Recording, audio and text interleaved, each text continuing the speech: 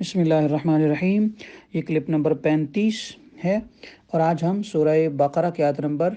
61 کا ترجمہ اور تفسیر پڑھیں گے۔ اللہ رب العالمین نے ارشاد فرمایا وَإِذْ قُلْتُمْ يَا مُوسَىٰ لَن نَّصْبِرَ عَلَىٰ طَعَامٍ وَاحِدٍ، اور جب تم نے کہا اے موسیٰ ہم سے تو ایک کھانے پر ہرگز صبر نہ ہوگا، فَادْعُ لَنَا رَبَّكَ يُخْرِجْ لَنَا مِمَّا تُنبِتُ الْأَرْضُ، تو آپ اپنے رب سے دعا کیجئے کہ زمین کی اگائی ہوئی چیزیں ہمارے لیے نکالے، من بقلها وقثائها وعدسها وبصلها، کچھ ساگ اور ککڑی اور گیہوں یعنی گندم اور مسور کی دال اور پیاز۔ قال اتستبدلون الذی هو ادنی بالذی هو خیر، فرمایا کیا ادنا چیز کو بہتر کے بدلے مانگتے ہو؟ قال اتستبدلون الذی هو ادنی بالذی هو خیر، اس کے بعد فرمایا اہبطوا مصرا فان لکم ما سألتم، اچھا مصر یا کسی شہر میں اترو یعنی ٹھہر جاؤ، وہاں تمہیں ملے گا جو تم نے مانگا۔ وضربت علیہم الذلۃ والمسکنہ، اور ان پر مقرر کر دی گئی خواری اور ناداری، یعنی ذلت اور بھوک اور پیاس، یعنی مسکنت، مطلب یہ مسکنت کا مطلب ہوتا ہے مسکینی، یعنی ہمت کا نہ ہونا، طاقت کا نہ ہونا۔ وباءوا بغضب من اللہ، اور خدا کے غضب میں لوٹے۔ ذالک بانہم کانوا یکفرون بآیات اللہ، یہ بدلہ تھا اس کا کہ وہ اللہ کی آیتوں کا انکار کرتے تھے۔ وَيَقْتُلُونَ النَّبِيِّينَ بِغَيْرِ الْحَقِّ، اور انبیاء کو ناحق شہید کرتے، یہ بدلہ تھا ان کی نافرمانیوں اور حد سے بڑھنے کا۔ ذَلِكَ بِمَا عَصَوْا وَكَانُوا يَعْتَدُونَ، یہ بدلہ تھا ان کی نافرمانیوں اور حد سے بڑھنے کا۔ اس آیت مبارکہ میں بہت سارے نکتے ہمیں پتہ چلے،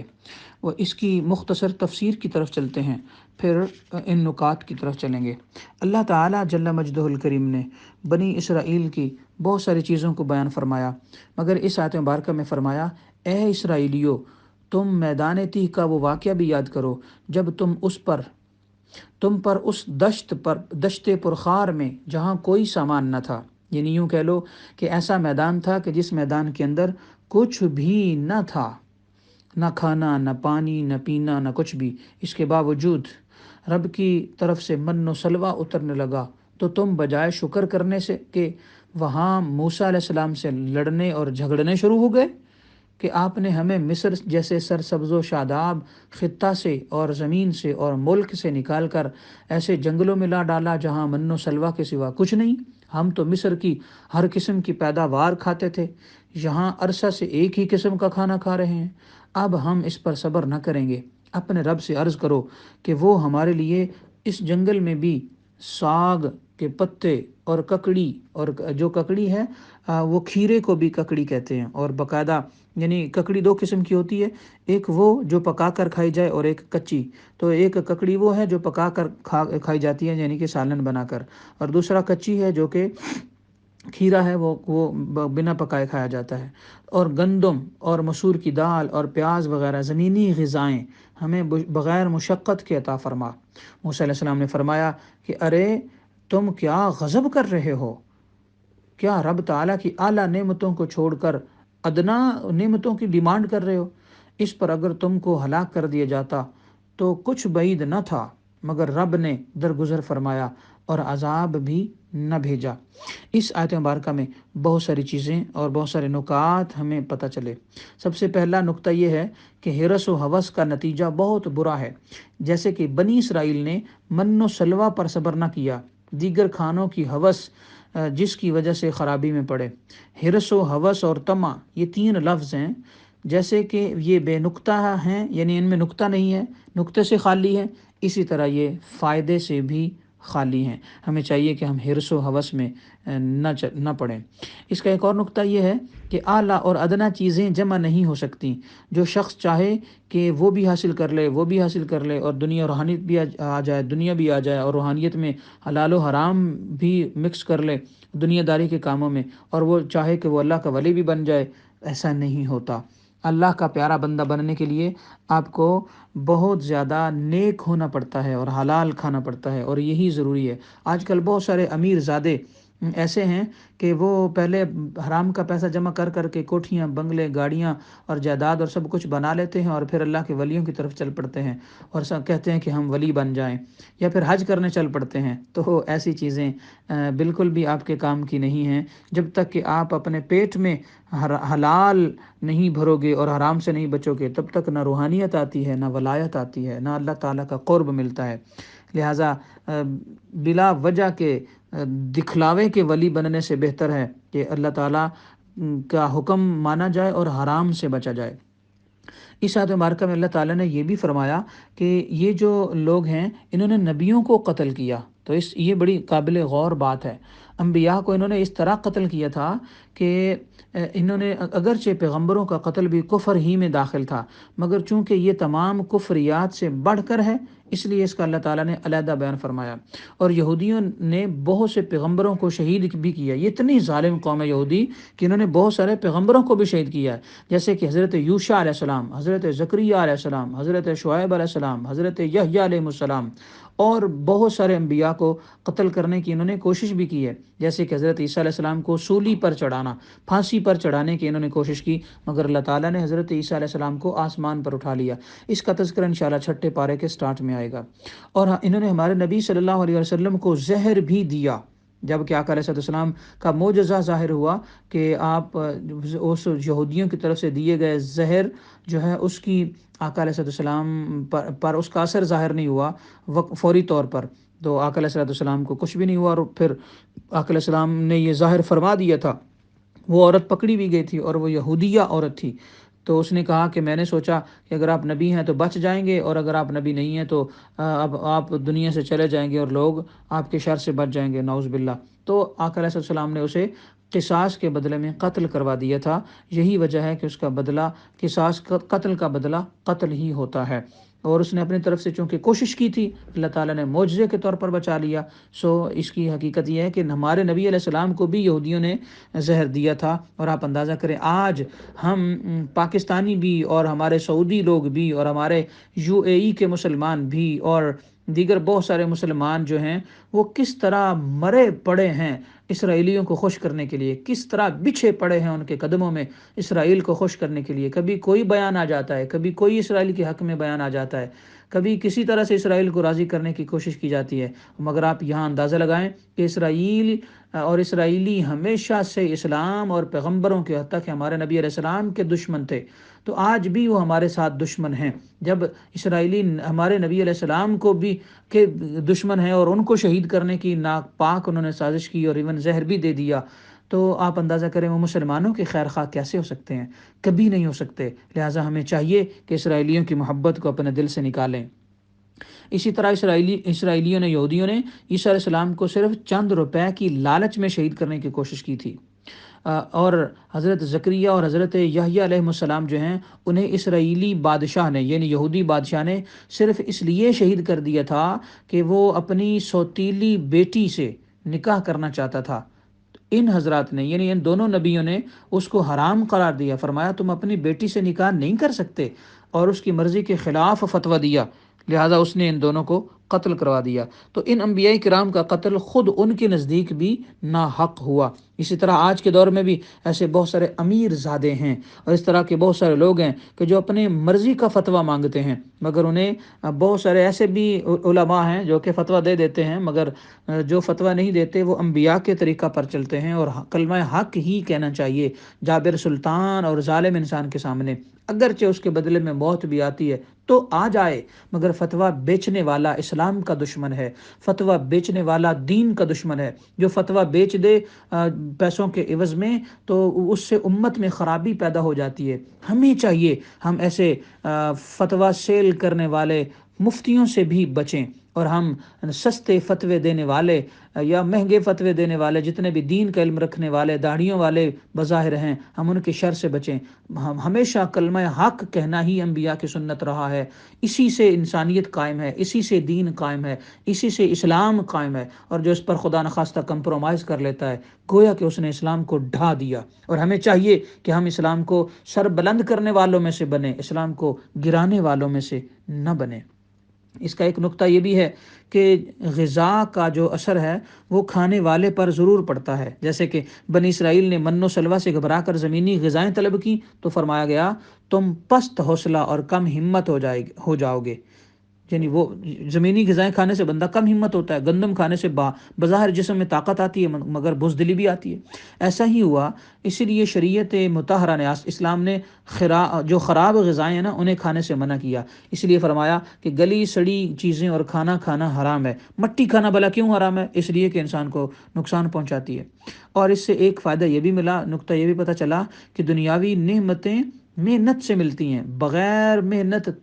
دنیاوی نعمتیں جو ہیں انہیں طلب کرنا یہ پرلے درجے کی حماقت ہے۔ اسرائیلیوں نے یہی تو کیا تھا اور کہا تھا کہ من و سلوہ کی طرح یہ چیزیں بھی بغیر محنت کے ہی ہمیں مل جایا کریں، مگر ایسا نہ ہوا۔ اس کے برعکس آج ہم مسلمان ہو کر کام چور بن گئے ہیں، اور اسرائیلی بہت زیادہ محنت کر کے انسانیت کو پوری دنیا پر اپنا قبضہ جما لینا چاہتے ہیں، اور دجال کو اپنا خدا مانتے ہیں نعوذ باللہ، اور پوری دنیا کو دجال کے گرویدہ کرنا چاہتے ہیں۔ اے مسلمانان عالم، بیدار ہو جائیے اور محنت کیجیے۔ اسرائیلی محنت نہ کرتے تھے تو ذلیل ہوئے، آج ہم محنت نہیں کر رہے تو اسرائیلی نکمی قوم ہم پر غالب ہو گئی، اور آپ اندازہ کریں کہ ہمیں کتنی محنت کرنے کی ضرورت ہے۔ آج ہر جگہ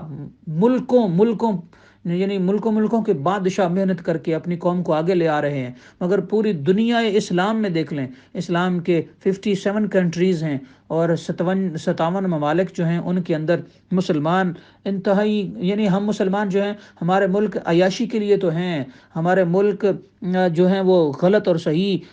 جو ہے وہ تفریح دینے کے لیے تو ہیں، مگر ہمارے ممالک جو ہیں وہ باقاعدہ اسٹرانگ نہیں ہیں، غیرت نہیں ہے اور حمیت نہیں ہے، دین کے ساتھ خیر خواہی نہیں ہے، کافروں کے ساتھ کمپرومائز کر لینے والے ہیں۔ تو یہ ساری چیزیں جب ہم میں آ گئی ہیں بنی اسرائیلیوں کی طرح، تو پھر ہم ناکام نہ ہوں تو کیا ہوگا؟ اللہ تعالیٰ ہمیں اندر بیٹھے اور گھر بیٹھے ہی تو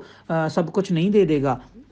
ہم جہاد سے بھی بھاگتے ہیں، یہی وجہ ہے کہ اللہ تعالیٰ نے اسرائیلیوں کو ہم پر مسلط کر دیا، یہودیوں کو مسلط کر دیا، اور ہم جہاد سے بھاگنے کی باتیں جو بھی بندہ کرتا ہے وہ اللہ تعالیٰ کے غضب ہی کا شکار ہوا اور آئندہ بھی ہوگا۔ ایک اور نقطہ یہ ہے کہ گناہ کی عادت بدعقیدگی کا ذریعہ ہے۔ علماء فرماتے ہیں جو مستحب کو ہلکا جانے گا وہ سنت سے محروم کر دیا جائے گا، اور جو سنت کو ہلکا جانے گا اس میں سستی کرے گا تو وہ فرائض سے محروم کر دیا جائے گا، اور جو فرض سے محروم کر دیا گیا وہ معرفت یعنی اللہ کی پہچان سے دور ہوگا، اور جب معرفت دل سے نکلتی ہے تو تب اہل معرفت سے محبت دور ہو جاتی ہے، یعنی اولیاء اللہ کی محبت جو ہے نا وہ چھوٹ جاتی ہے، اس کے چھوٹنے سے بدعقیدگی پیدا ہو جاتی ہے۔ آج بہت سارے مبلغین اسلام اپنے آپ کو اسلام کا مبلغ کہتے ہیں، میں کس کا نام لوں، مگر وہ کہتے ہیں صرف فرض پڑھ لو، سنتوں کی خیر ہے، نفلوں کی خیر ہے۔ تو جب بندہ نفلوں سے مستحب عمل سے بھاگتا ہے تو پھر سنت کی قدر بھی کم ہو جاتی ہے، سنت سے بھاگتا ہے فرض کی قدر بھی کم ہو جاتی ہے، پھر فرض بھی کبھی کبھار پڑھنے لگ جاتا ہے، اور جب فرض سے بھاگ جاتا ہے تو پھر کہتا ہے نہیں سارا اسلام تو میرے اندر ہے، میں صرف مسلمان نام کا ہوں، اللہ تعالیٰ کو بھی ماننا بند کر دیتا ہے، نبی کو بھی، شریعت کو بھی، نعوذ باللہ۔ یہی وجہ ہے کہ آج بظاہر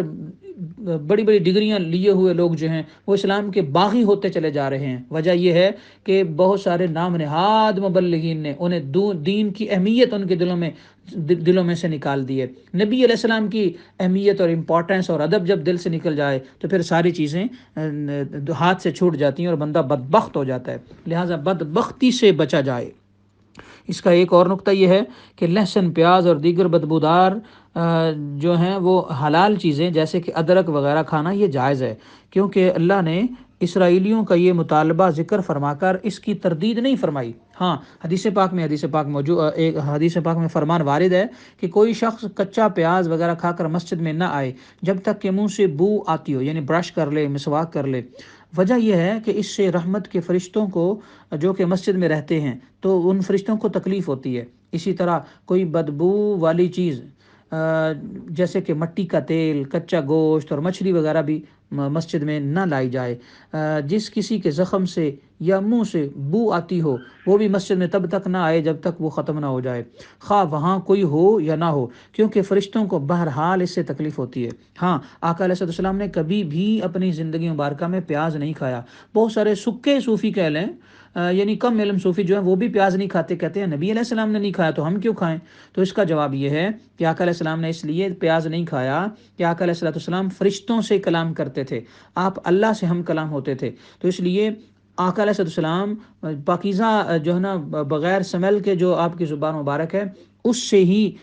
کلام فرماتے تھے، تو اس لیے آپ نے پیاز نہیں کھایا۔ ہم تو عام لوگ ہیں، ہم تو گناہ گار بھی ہیں، خطا کار بھی ہیں، یہ نعمت ہم پر کھانا حلال بھی ہے، ہم فرشتوں سے کلام نہیں کرتے، اس لیے ہمارے لیے پیاز کھانا، کچا پیاز کھانا بھی جائز ہے۔ ہاں، یہ ہے کہ اس کے بعد ہم مسواک کر لیں یا برش کر لیں تو انشاءاللہ کچھ نہیں ہوتا۔ ایک اور نقطہ یہ ہے کہ اللہ والوں کی عداوت جو ہے وہ رب کی رحمت سے محروم کر دیتی ہے،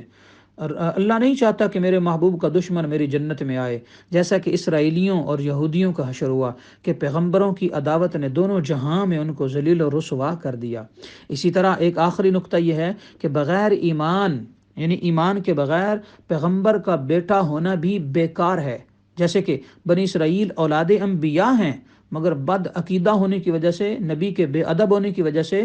غضب الہی میں گرفتار ہو گئے۔ آج بھی جو کوئی اپنے آپ کو سید کہلوائے مگر